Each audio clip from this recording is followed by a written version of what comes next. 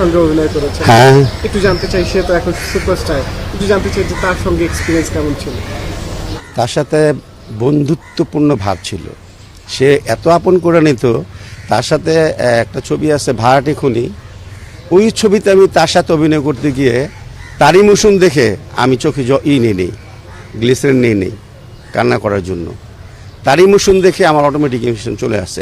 আপনার ছবিটা দেখেন, ভাড়াটে খুনি, এটাতে সে এত দুর্দান্ত অভিনয় করছে। সে যদিও 3 নম্বর নায়ক ছিল সেই ছবিতে, তারপরও আমি কবর খোদক থাকি, গোর খোদক থাকি, আমার আশ্রয়ে আশ্রিত হয়। তারপরে এইরকম একটা ইমোশনাল সিন যে গুন্ডারা তার বোনকে মেরে নিয়ে আসে, তখন সেই বোনকে মাটিতে যাই, আমিও জানি না, সেও জানে না। পরে যখন কবর দিয়ে উঠে যায়, উঠে তাকায় দেখে হাতে তাবিজ লাগে, যে বোনের তাবিজ, তখন এই যে কবর খুঁজে লাশ বাইর করে ইমোশন দেয়। সেই ইমোশনে আমি এমনি কান্না করছি, আমার চোখে আমি কোনো মেডিসিন নেই।